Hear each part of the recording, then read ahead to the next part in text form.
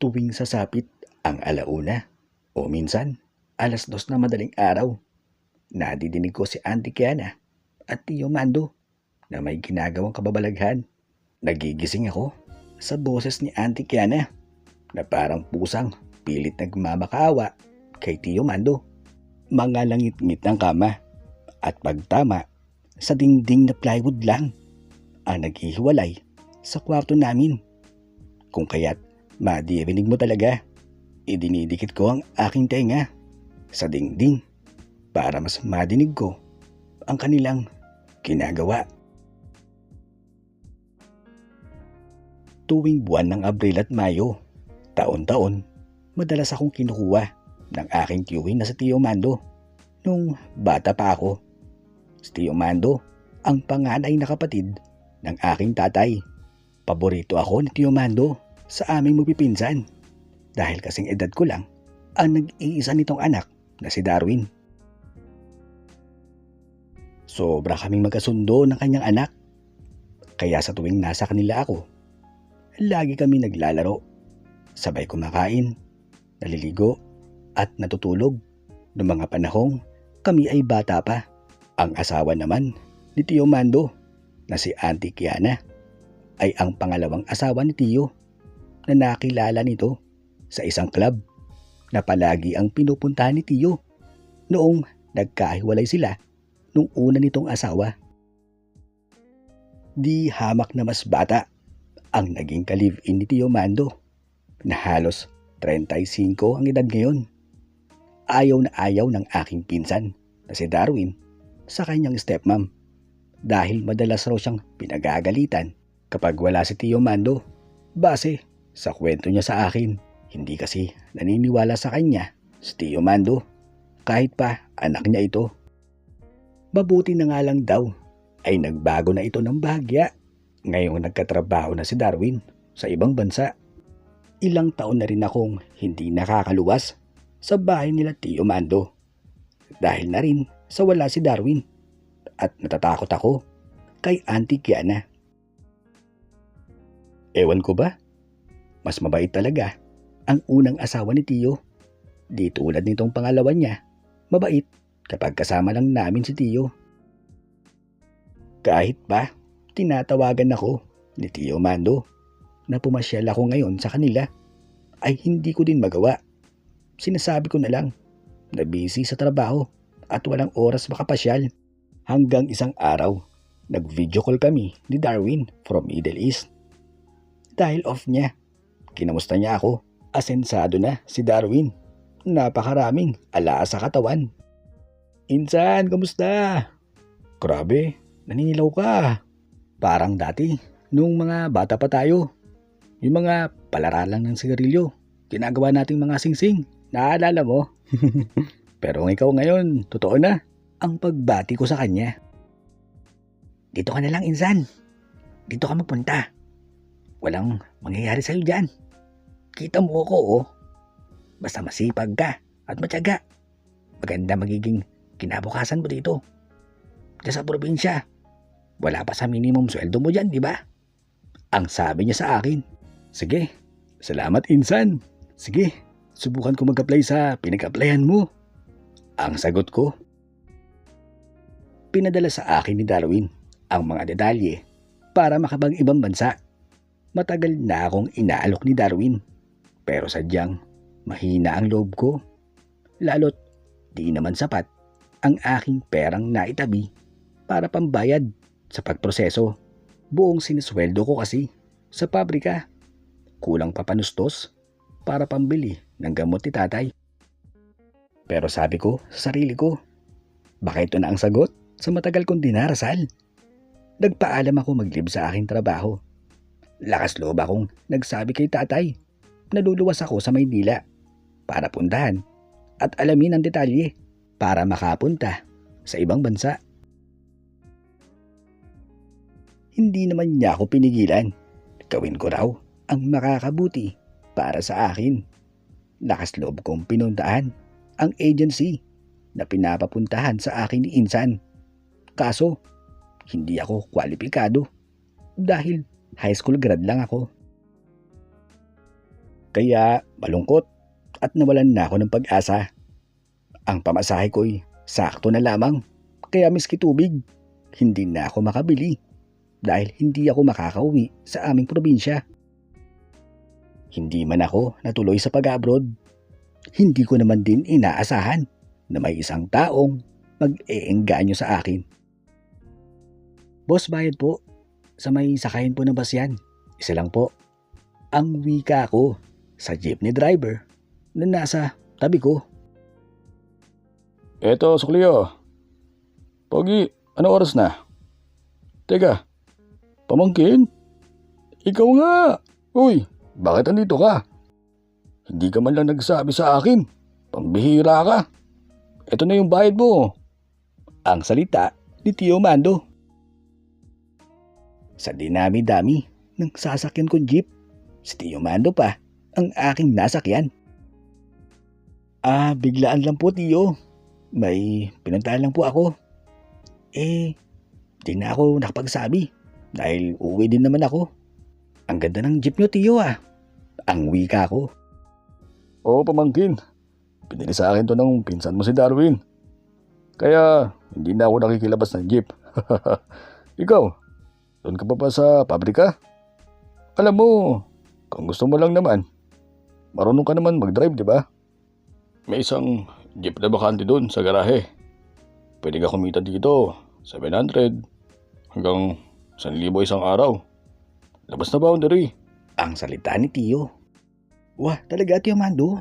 Okay din pala kitaan. Opo, doon pa din ako sa pabrika.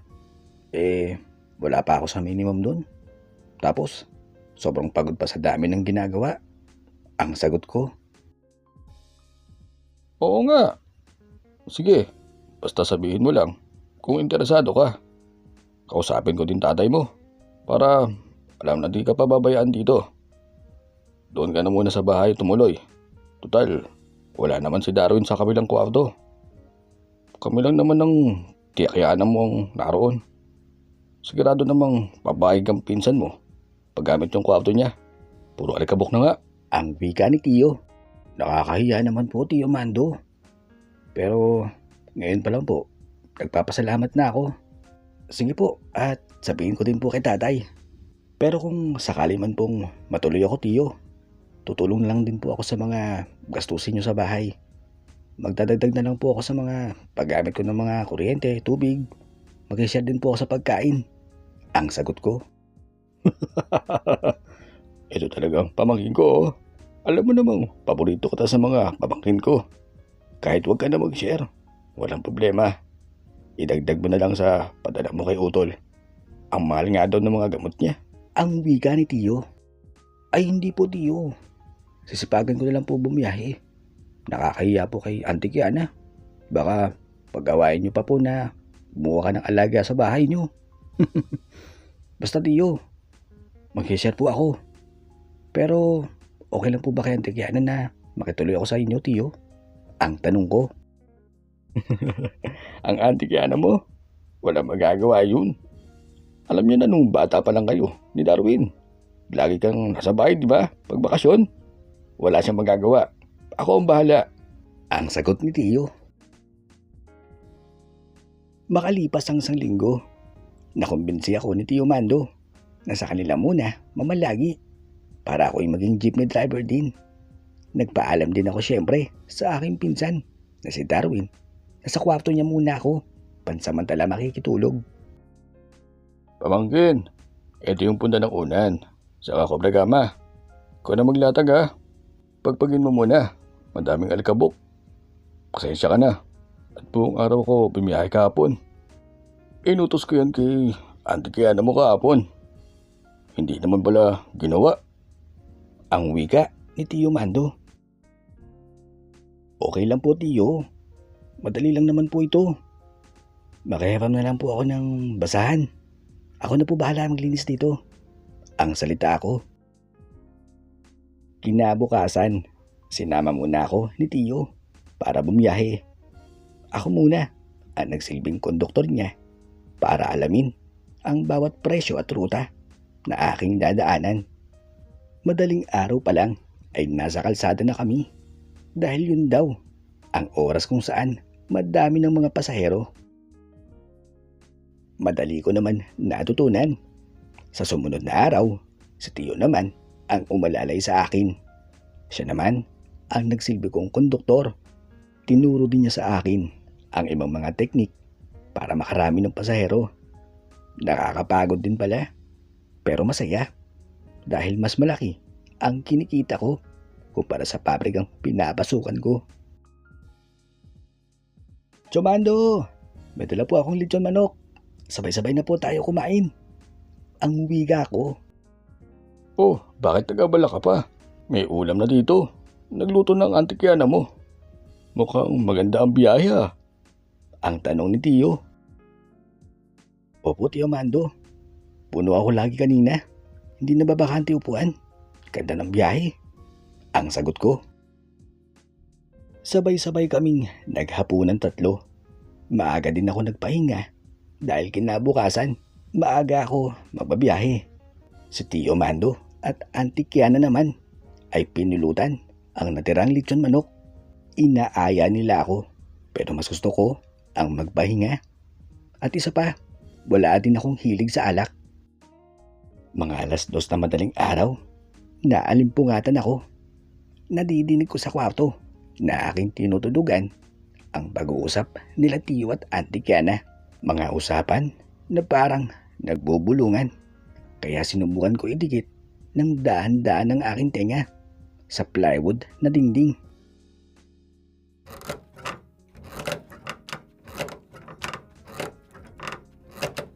Mga langit-ngit ng kama at ang malambing na tinig ni Auntie Kiana ang sumunod kong nadinig. Parang nakikita ko sa aking isip ang kanilang ginagawa. Kaya kinuha ko na lang ang aking headset at nakinig ng musika upang hindi ko madinig ang kanilang pinaggagawa. Hanggang sa di ko namamalayan na nakatulog na din ako. Nagising ako sa tapik sa aking braso ni Auntie Kiana. Wala din kasing lock ang pintuan sa kwarto ni Darwin. Gising ka na. Pinapagising ka ng Tio Mando mo. Ang salita ni Auntie Kiana. Opo, sige po Auntie. Tatayo na ako. Salamat po. Ang sagot ko. Pagkaayos ko ng aking hinigaan ay agad din akong bumaba. Narinig ko na si Auntie Kiana na nagbubukas na ng kalan. Dumiretso naman ako sa CR para maligo at makabiyahe na. Magandang umaga po Auntie Kiana. Si Tio po. Ang tanong ko sa kanya. Ayun, tulog pa. Sabi, babangon na daw. May bagsak eh. Binilin ka niya sa akin. Kasi kasuhin mo na kita. Eto at magkasangag ako at tinapa. Para mag-almusal ka daw muna bago umalis. Ang salita ni Auntie Kiana. Naku po, hindi na po Auntie. Nakakahiya naman po. Si Tio talaga. Wag na, okay lang. Magkakape na lang po ako Auntie. Ang sagot ko. Nakasalang na. Anong gagawin ko dito? Kumain ka na. Sabayan na lang kita. Nagugutom din kasi ako. Sige na, at maligo ka na muna. Para mainit pa ito pagtapos mo. Ang wika ni Auntie Kiana.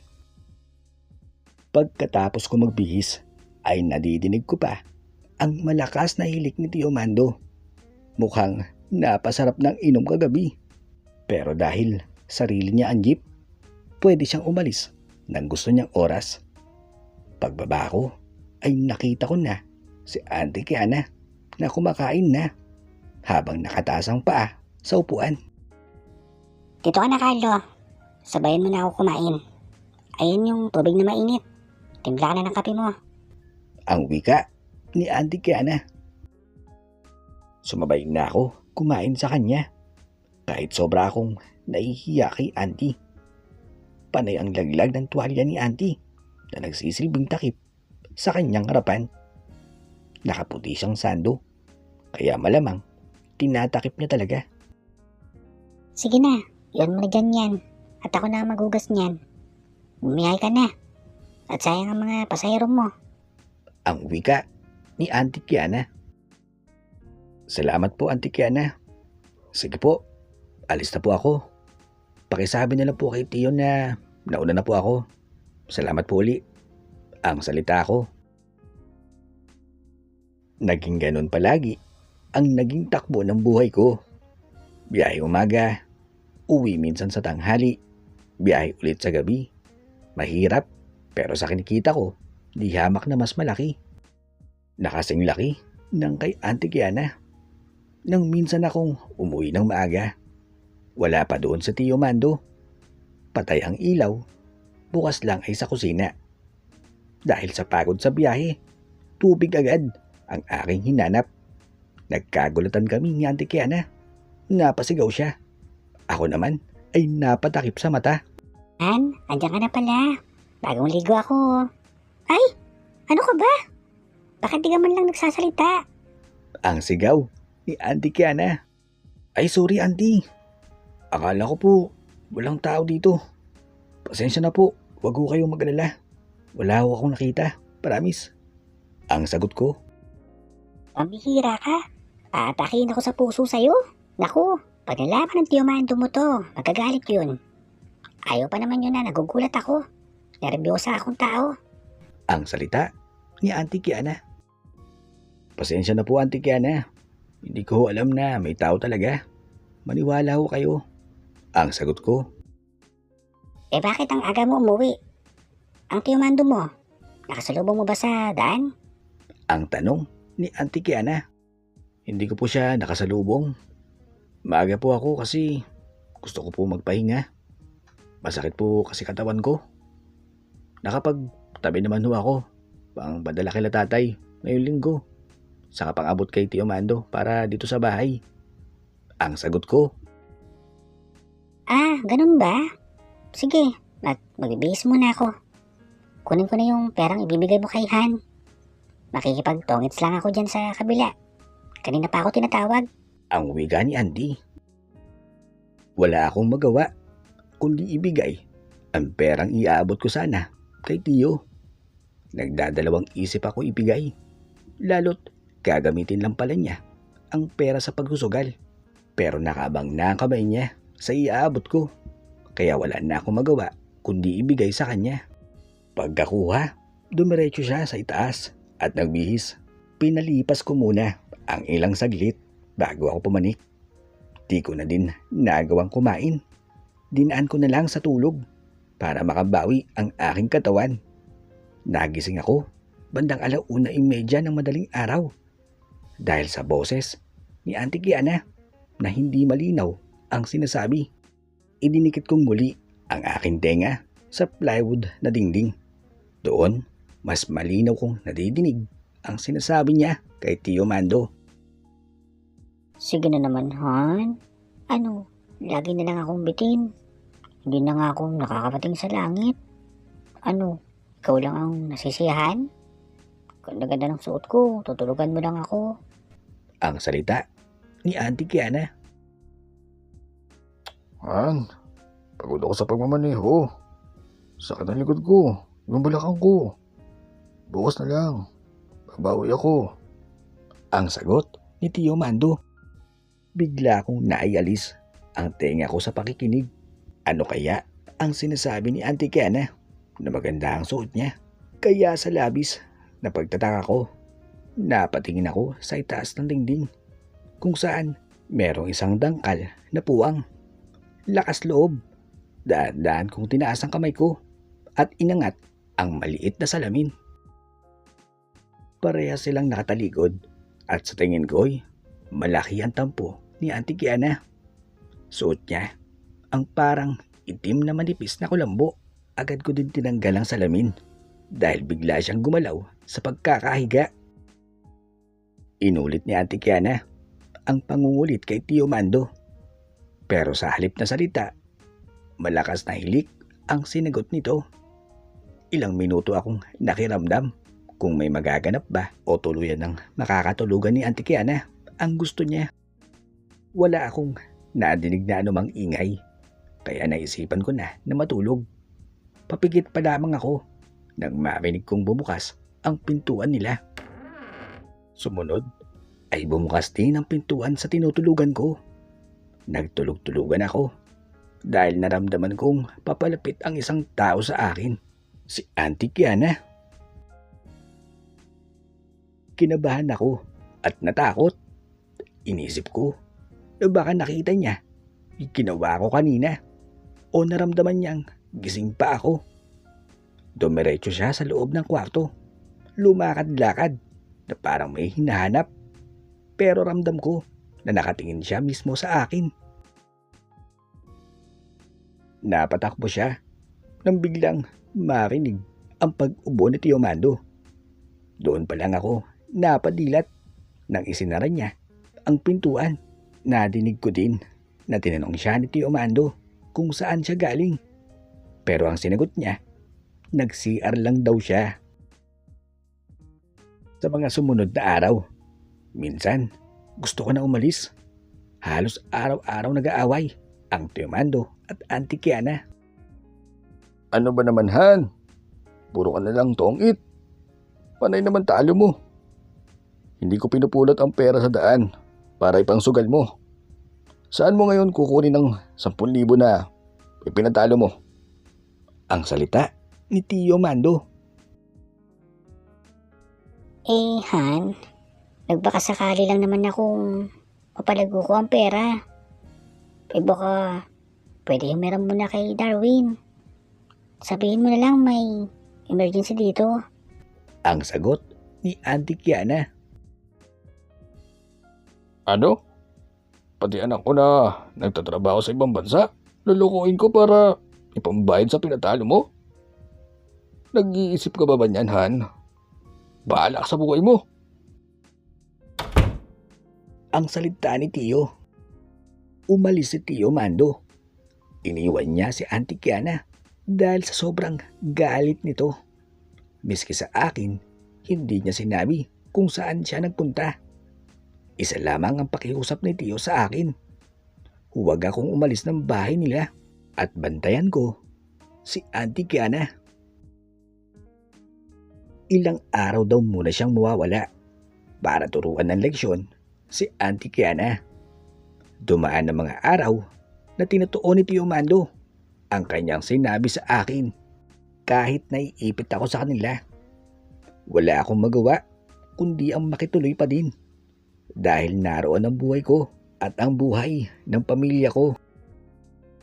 Gaya ng pagpapahalaga ko sa salaping kinikita ko, napapansin ko na nababawasan ang iniipit kong pera sa ilalim ng aking hinigan. Imposible naman akong magkamali sa itinatabi ko dahil sinusulat ko sa likod ng kalendaryo ang perang tinatabi ko. Wala naman ibang taong papasok sa loob ng bahay kundi si Auntie Kiana. Gusto ko na sabihin kay Tio Mando pero ayaw ko na pati yun ay pag-awayan pa nila. Ako na lamang ang mismo nag-ingat at iniba ng lalagyan ang aking naitabi. Baka may pera ka dyan. Balik ko na lang sa'yo. Hindi ba tumatawag ang tiyo mo sa'yo kung nasa na siya? Ang tanong ni Auntie Kiana. Sakto lang ho itong pera ko pambili ng bigas, Auntie. Wala na pong laman yung lalagyan ng bigas. Pabibili ko mamaya. Si Tio, wala akong text o tawag sa akin. Ang sagot ko sa kanya. Ganun ba? Pwede pakiusap? Huwag mo ko matawag-tawag na, Auntie. Nagmumukha akong losang sa tawag mo sa akin 35 lang ako. Feeling ko tuloy pag tinatawag mo kong Auntie, nasa 60 na. Pwede? Ang wika ni Auntie Kiana. Ganun po ba? Nasanay lang ho kasi kami. Pasensya na po. Ang sagot ko. Umalis nung araw na yun si Auntie Kiana. Ibiniling niyang gagabihin siya sa pag-uwi. Kaya isara ko raw mabuti ang bahay pag alis ko. Ako naman ay nagpaalam sa operator ko para magkalahating araw na biyahe. Nais ko magpunta ng Ukayan para bumili ng pamalit na pantalon at sapatos. pag-uwi ng bahay para maligo at makapagpalit ng damit. Hindi ko lubos maisip mahuli si Auntie Kiana na nasa loob ng aking kwarto. Auntie, ano pong ginagawa niyo? Bakit kalat-kalat po yung mga gamit ko? Ang nabigla kong tanong sa kanya. Kalat-kalat ang mga gamit ko. Habang hawak pa niya ang nakataling pera, gulat na gulat ako nang maaktuhan ko siya mismo na nakaupo pa sa aking hinigan. Wala na siyang dahilan para maitanggi pa ang kanyang ginawa. Lumapit siya sa akin, sabay yakap at humingi ng paumanhin. Hinawakan niya ako sa kamay, sabay hinatak ako papunta sa kabilang kwarto. Ito ang ibabayad ko sa'yo. Sigurado ko, makakalimutan mong asawa ko ng tiyo mo. Ang salita niya. Inalis niyang lahat ang suot niya. Tinulak niya ako pahiga sa kama. Gulat na gulat ako nang makitang ganoon pala kaganda ang katawan ni Auntie. Auntie Kiana, mali ito. Huwag niyo pong gawin yan. Asawa po kayo ng tiyo Mando ko. Ang pagpipigil ko sa kanya. Shh! Huwag mo isipin yun. Kalimutan muna natin yun. Wow! Ito ang totoo. Tigay sa tiyuhin mo. Maliit na. Malambot pa. Ang salita ni Auntie Kiana. Tuluyan na kaming nakalimot. Pumigay na kay Auntie Kiana. Sobrang lakas ng boses niya kumpara kapag sila ni Tiyo. Ang may ganap, halos magdaglagan ang mga nakapatong na lotion ni Auntie sa lakas ng arangkada ko. Nung malapit na, ay bigla niyang inilabas at sa harap niya pinalabas. Bawat talsik at sagitsit ay napapapikit siya. Makatapos ay agad akong umalis ng kwarto nila. Bakit? Bakit ko ginawa? Mga tanong ko sa aking sarili. Mula nang maganap yun, ay hindi ako mapakali. Nakokonsensya kung bakit ako nagpadala kay Auntie Kiana. Mabuti kinabukasan, dumating na sa Tiyo Mando. Nagkausap at nagkaayos na silang dalawa. Pilit akong umiiwas ng tingin sa kanya. Miski habang kami ay kumakain. Habang magkatabi sila ni Tiyo. Ang mga paa ni Auntie Kiana ay nararamdaman kong dumadapo sa aking binti na parang may gusto iparating. Mabuti at hindi nahalata ni Tiyo Mando. Hindi ko ba alam bakit parang sobrang nasiyahan si Auntie sa nangyari sa amin. Nung gabi din na yon, habang nasa kabilang kwarto na sila Tiyo Mando at Auntie Kiana, naririnig ko ang mga bulungan nila na mukhang may magaganap na naman. Panay ang tawanan nilang dalawa na parang hindi nila iniisip na naririnig ko sila. Ano ba yan, Han? Ang bilis mo naman. Hindi pa ako nakakarating. Lumabas ka na agad. 1 minuto pa lang ata. Mamaya ulit 10 bits ako eh. Ang salita ni Auntie. Uy, ang ingay nito. Madinig tayo sa kabila ng pamangkin ko. Babawi ako mamayang madaling araw. Gisingin mo ko Tulog na ako. Pagod ako Ang mahinang salita ni Tiyo. Wala na. Tulog na yun. Ko naman, 1 minuto napagod ka na. Ano ba naman to? Ang sagot ni Auntie Kiana. Napapailing na lamang ako dahil sa usapan nilang dalawa. Madaling araw nang madinig kong nagtatalo sila. Inis na inis si Auntie Kiana dahil ayaw pa istorbo ni Tiyo Mando sa kanyang pagtulog.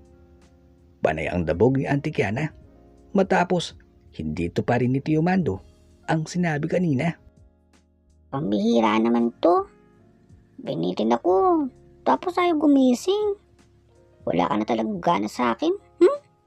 Ang mahinang salita ni Auntie Kiana. Ilang minuto ang lumipas. Hindi ko na malayan at naamoy ko na lamang ang amoy bagong ligong buhok at amoy pabango na dumaraan sa aking ilong. Patay ang ilaw, kaya binuksan ko ang phone ko para ilawan kung tama ba ang nasa isip ko. Hindi nga ako nagkamali. Hindi ko narinig ang pagbukas ng pinto si Auntie Kiana. Muling naganap ang maaksyong eksena. Hindi ko siya mapigilan at panay ang sabi ng isa na lang please, isa na lang. Napapailing na lang ako at todo ang kaba na baka magising sa pagkakatulog si Tio Mando. Halos 20 minuto kami paikot-ikot ni Auntie Kiana habang tagaktak ng todo ang aming mga pawis. Matapos ng gabi na yun, kinabukasan, nagpaalam na ako kay Tio Mando na babalik na ako sa probinsya. Hindi ko na kaya at takot ako na baka isang araw mahuli kami ni Auntie Kiana. Inisip ko ang kahihiyan, oras na malaman ni Tio Mando. Sobrang nagtaka si Tio Mando. Bakit biglaan ang pag-uwi ko? Nasabi ko na lang, namimiss ko na sila tatay. Hinatid nila akong dalawa sa sakay ng bus gamit ang jeep ni Tio Mando. Ang mga nakaw na tingin sa akin ni Auntie Kiana ay parang ayaw niya ako umuwi. Bago sumakay ng bus ay binulungan pa ako ni Auntie Kiana na mamimiss raw niya ako. Dagdag pa niya, hindi niya ako makakalimutan. Pagdating ko sa amin, ay tinawagan kong muli si Darwin para magpasalamat. Tanong niya, bakit biglaan naman ang pag-uwi ko? Patawa pa niya akong tinanong kung hindi pa ba raw nagbabago ang stepmom niya na bukod sa paghusugal ay madalas raw kasi siyang napupuntahan sa kwarto niya. Nanlaki ang mata ko sa gulat nang marinig ko mismo yun kay Darwin na miski pa lang aking pinsan ay madalas din pala puntahan ng kanyang stepmom. Nagpatay mali siya na lang ako na hindi minsan nagawa ni Auntie Kiana ang sinasabi niya. Mabuti na lamang at maaga pa ay naisipan ko na umiwas sa maling nagawa namin ni Auntie.